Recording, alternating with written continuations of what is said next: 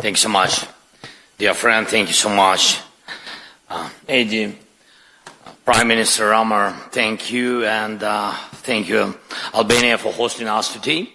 Not just in a beautiful country, but in a country that believes in Europe and stands for its future.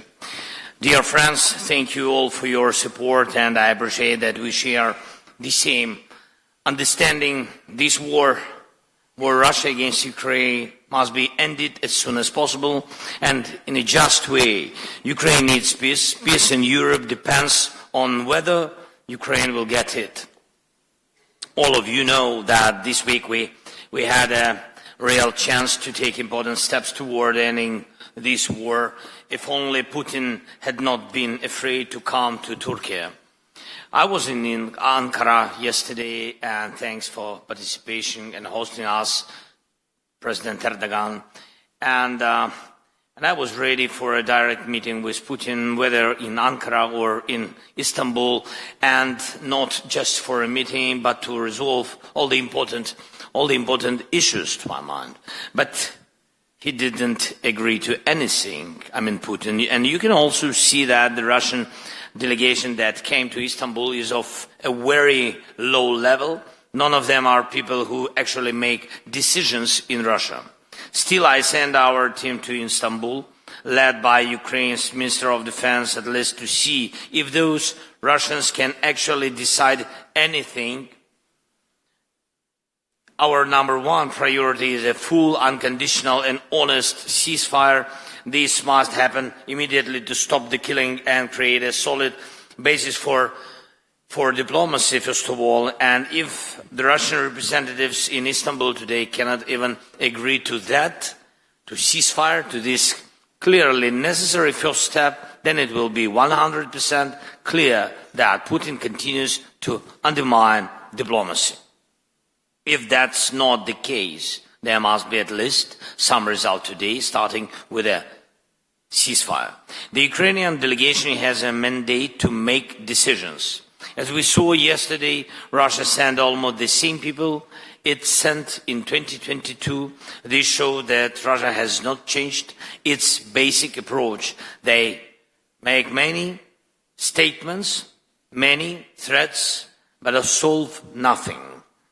They are doing everything they can to turn this Istanbul meeting into a staged, empty process, just like the ones in 2022.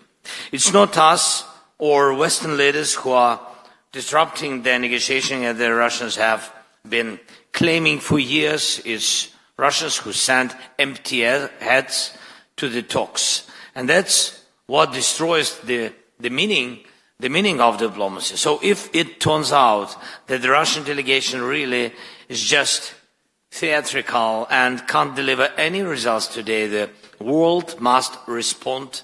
There needs to be a strong reaction, including sanctions against Russia's energy sector and banks. Pressure must continue to rise until real progress is made.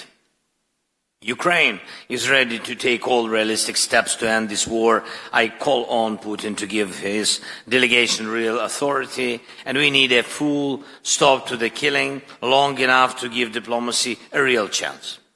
Secondly, we must build at least a minimum level of trust in the negotiation process.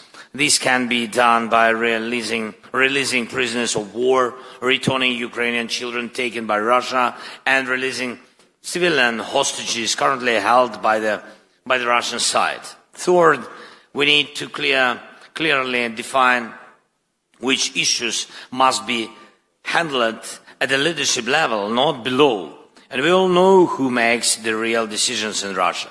Fourth, together with our leaders and together with the countries who are here with us today, we have begun to create a new security architecture for Ukraine and all of Europe. I thank everyone who is on board. Now it's time to move to very practical steps. And fifth, the United States. President Trump wants to end this war.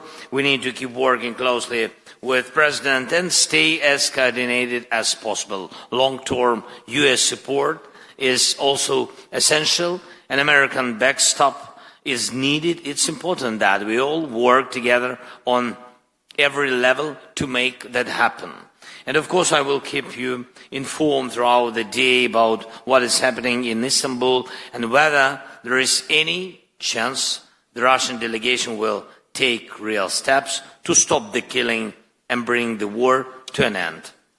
Thank you, Eddie, again for the invitation.